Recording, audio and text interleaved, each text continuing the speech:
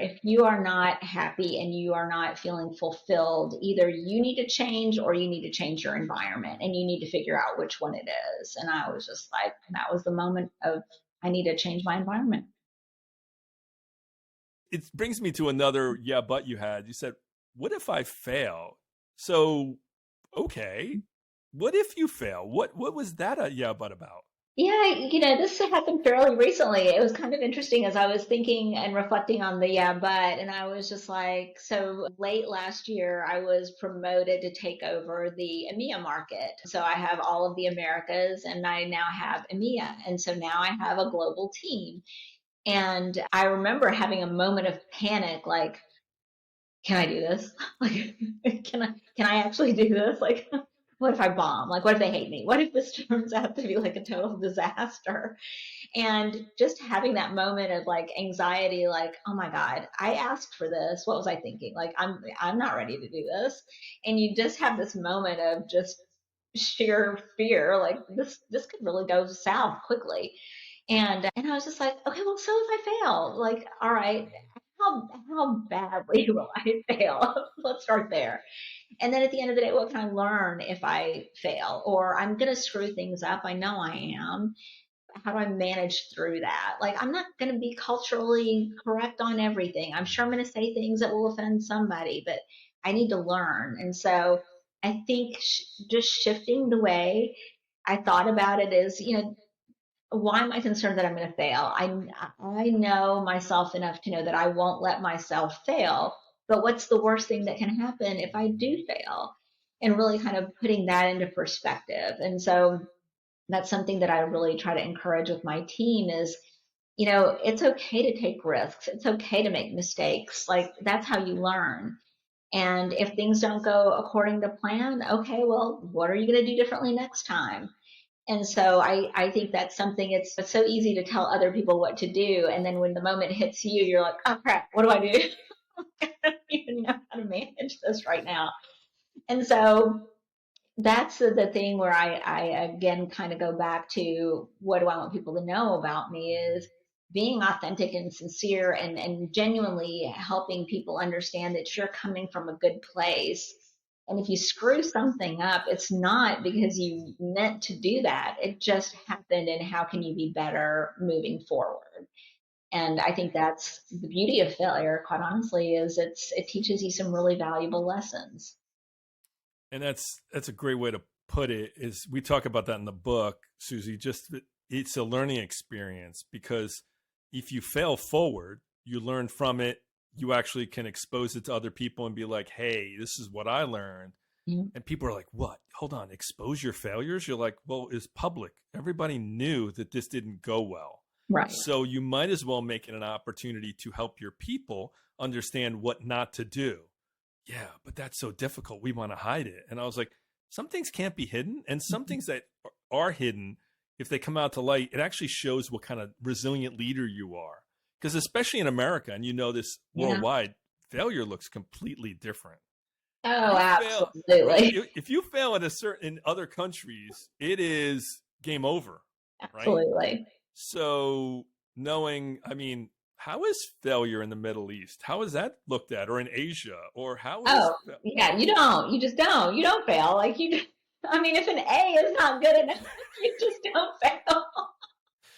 So Like, yeah, yeah, that's the environment that we live in. I mean, I work for a Japanese parented company, and failure is frowned upon, but also failure can be seen as driving innovation. So I think it is, where do you fail? How do you fail? Do you fail fast? Do you learn from it? So I think it's contextualizing failure, and like in the safety of our tires, we cannot fail in the safety of and the quality of our tires. But if we make a mistake on a report by a decimal or something, how traumatic is that? Well, depends. But I think or if we try something and it doesn't work, okay, well, that's all right within that context. So you have to know, where is failure permissible and where is it not, and where can you learn, and how quickly can you learn from that failure. And so I think that's the key is failure can look very different in very different ways, but accepting that there's going to be failure is just part of the learning process. I think the more comfortable we can get with that, the quite honestly, the faster we progress. And as I tell my clients, non-fatal errors are the ones where we talk about it, because failure can mean falling short of a number, right? Yeah. Yeah. And it's all or none. It's like either we make it or we don't. And I was like, is that failure, or is that a scale of completion? Which goes back to if they're 80% ready and I didn't get them 100% ready to take this new, is that a failure? And it sounds like you turned it into an opportunity to go, even Absolutely. if we taught them everything for this succession planning, will they really know it until they actually take the role and actually go? And I know that you also like design and things, and my wife as well. And she's like, until you live in a home, if you furnish it immediately, you might make a mistake because you're realizing, oh, now that I've lived in it and I see it and I understand it, I wouldn't have put that here. I wouldn't have changed that. So sometimes what I'm hearing again from you and others is like, you got to go and actually experience it and at least have version 1. You Yeah, have to at least try and move forward and do that. exactly. And you mentioned something early on that I want to go back to, Susie. It's one of the things we talk about in the book is people changing careers at a point in their life. And we've seen through research in their 40s, some people do change their careers. Can you tell me about, let's go back to that career part. What made you want to change your career, and around what age were you at? No, it's a great question. I was probably late 30s, Mm-hmm. approaching 40, and I had been in sales the majority of my career. I'd always been in some type of sales role or something related to sales. And I lived out of a suitcase, literally. You leave Monday, you come back Friday, then you just turn around and do. I remember even packing. I had a brown week and a black week, so I would just alternate my clothing. And I had just gotten to a point where I was just like, ugh, I just don't love this anymore. Like, I don't love waking up and living and dying by the numbers. I don't love just everything is you're a hero yesterday, you're a zero today. Like, everything was just, all of that. And I was just like, what do I really love about my job? And I think when the light bulb went off, I was actually sitting in a leadership development program, and I was just mesmerized by the facilitator and how he just had everybody in the palm of his hand, and he was working with us on building our leadership capability. And I remember just it was like it was like a just an out of body experience. After the class, I just floated over to him and I was like, I want to do what you do. It's like, okay, that's great. So he was a great friend, and it really kind of coached me through like, how do you break into HR? And it was really that moment where I just saw the impact he was having, and I was like, you know what, running from store to store to store to store and having a day with this person, a day with that person, a day with that person, does it make an impact? Absolutely. But I don't get to really savor the moments where you see those aha moments and you see the people change. They physically change in front of you because you see them just become aware, like, I'm a really bad leader. I need to do more of this, or whatever the case may be. And so that was really the moment of truth. And it was a difficult decision because I was on a trajectory to be a divisional vice president. And what I remember telling my boss, like, I want to go to HR. And he looked at me like I had three heads, like, what?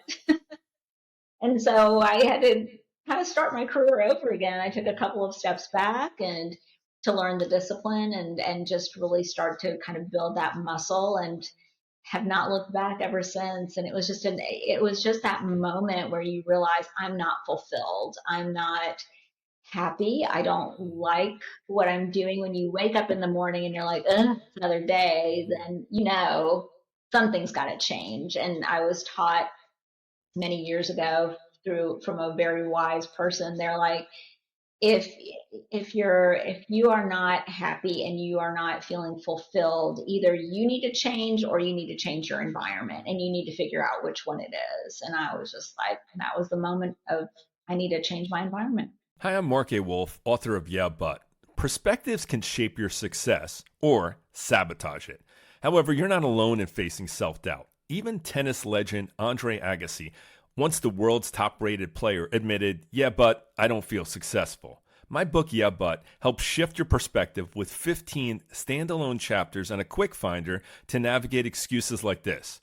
Ready to define success and have no more yeah buts? Click the show note link today and get your copy from Amazon or Apple Books. And that's bold to be able to take a step back and change and do that. I mean, you're not 20. Like you said, you were late 30s, early 40s.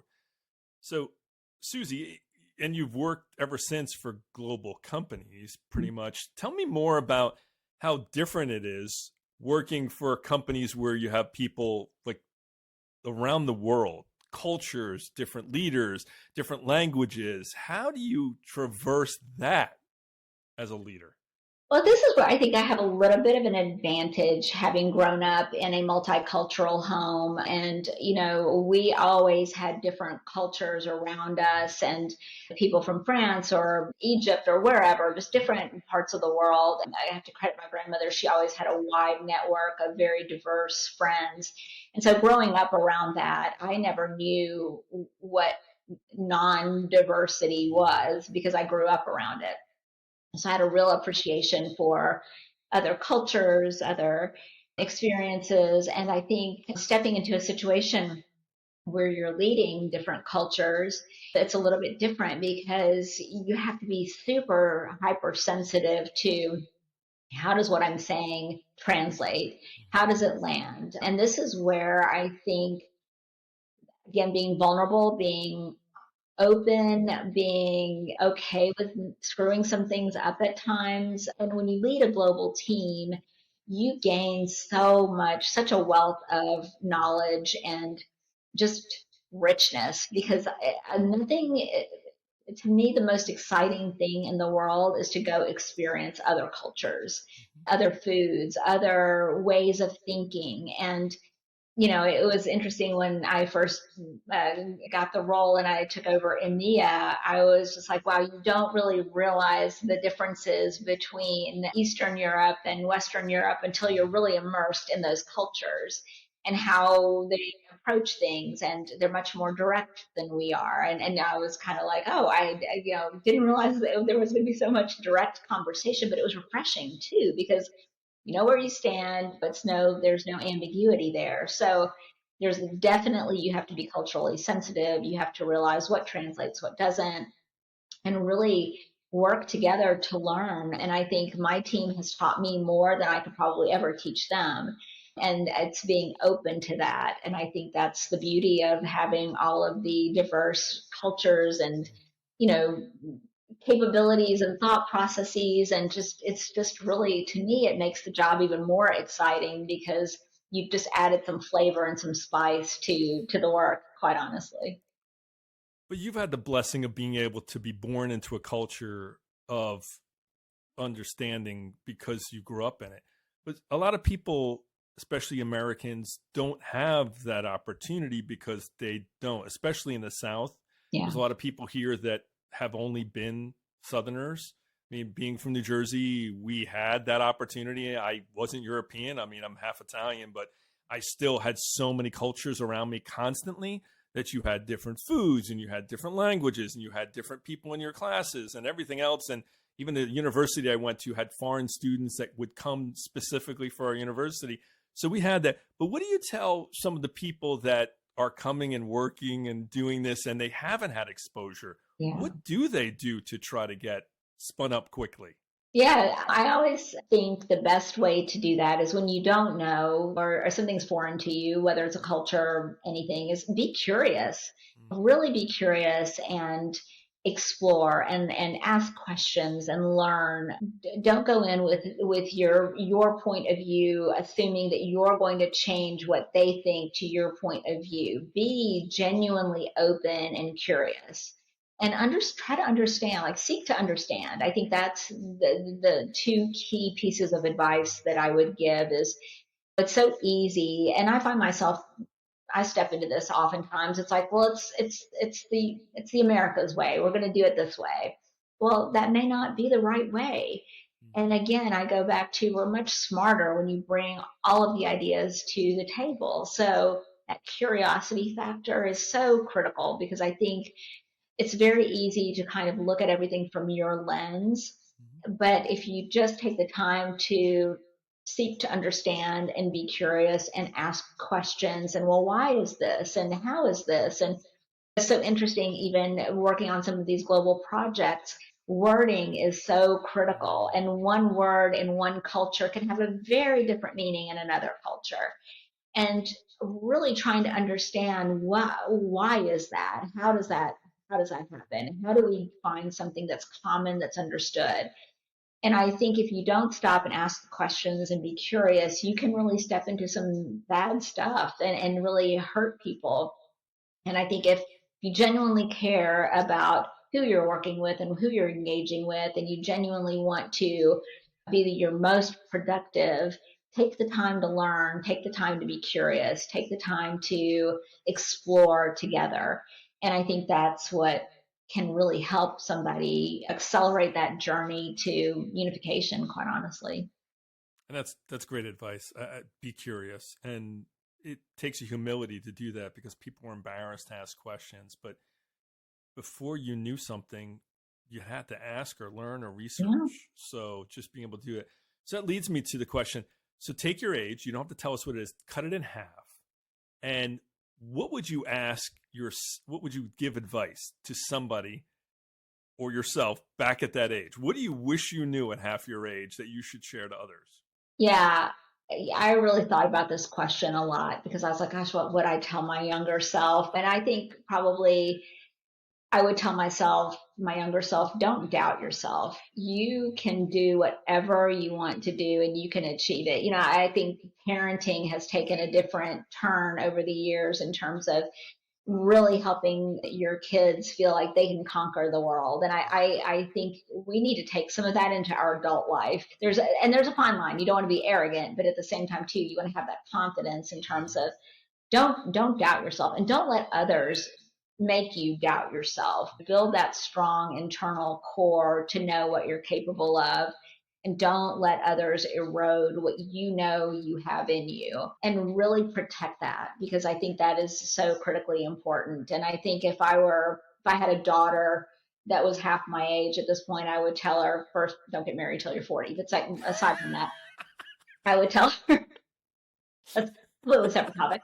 I would tell her, like, you can do whatever you want, but the most important thing is that you have to believe in yourself. And if you don't believe in yourself, then that's where everything starts to fall apart. So you have to know that you have this unwavering capability and confidence in yourself, that you can achieve the things that you want to achieve, and don't let anyone take that away from you. That's great advice. Yeah, I try to tell my daughters not to get married till they're 40 too. The and Susie, talk about believing. So let's throw this out. So tell me something about what you've accomplished, what you've done, and I want you to take all the humility away. I just want you to be braggadocious here, but tell us something you've done that you're significantly proud of, and something that people really need to know that you did, and share it. Yeah, I think something that I'm most proud of is, and this goes back to, can I do this from where I came from? I remember going off to college with literally $2,500, and I was just like, I don't know if I could do this. Like, I don't know if this is going to happen for me. But I wanted a college degree so badly because my mother didn't have one, my aunt didn't have one, and I was determined to get a college degree. And I literally had $2,500, and I went off to school, and I was just like, I didn't know how I was going to pay for school. I was like, I'll figure it out. And I remember calling my grandmother at one point, and I was like, I'm out of money. And she's like, well, go get a job. And I was just like, well, I've got a job. She's like, well, get another one. So typical Middle Eastern guidance. And I was like, got it. Okay. So I went and got another job. I actually worked 3 jobs to put myself through school. But getting that diploma was like one of the proudest moments in my life, because I was like, I did this. I totally did this. There was nobody that helped me. Nobody gave me a helping hand. I earned this degree every step of the way. And to me, I feel like that was just, I mean, I didn't think I could do it, and I did it, and I didn't know how I was going to do it, but I was like, I'm going to accomplish this. It might take me longer, but I'm going to do it. And I was so proud of myself in that moment, and I'm still very proud of myself. And it's kind of one of those things where I'm like, see, those 3 jobs paid off. But yeah, I think that's probably, if I had to sum up my entire accomplishments, getting a college degree, which was unheard of in my family, quite honestly, aside for the boys, as a female was a pretty big deal. Susie, thank you so much. You've shared so much about your story. And I know within your story, people are going to see themselves, right? First generation college, being a female, overcoming adversity, not believing you could do it, looking through and saying, not where I'm from, and not being sure, looking for external help. I mean, Susie, you covered so many different areas that I know, just like with Yeah, but they can be overcome. And Yeah. that's why these stories are here, to show people that actually have, and not just people that you see on the news every day or you Right. see in a sports venue, but people that actually the products they make, they've actually are only 1 degree away from you. Yeah. I That's true. mean, you have such a global touch from glasses in the past and Dollar General and then being in Bridgestone. I think people forget that they have a reach that literally something that someone's driving on or doing, you help make happen. I'm And pretty lucky in that regard. But no, and thank you, Mark, for creating this experience to be able to share with others. And hopefully it does help others find their way too. and it will, because there are things that people are going to hear if they really listen, and things they can act on because of these conversations. So, Susie, we're going to put in the show notes some ways to contact you and some other ways they have information they want to know about Bridgestone or other things. Thank you so much for being on the show. Thank you, Mark. Thanks so much for having me. Take care. Thank you for listening to the Yeah But podcast. If today's episode provided valuable perspective on how to overcome the excuses that can hold you back, let us know in the comments. Remember, it's not about the yeah buts. It's about finding ways to live, learn, and lead better every day. If you enjoyed this episode, be sure to subscribe, leave a review, and share it with someone who could use a little kick to get past their yeah buts. And don't forget to follow us on Spotify or Apple Podcasts. And for even more tips, connect with me at marcawolf.com/podcast or on LinkedIn. Until next time, keep challenging those excuses and keep moving forward.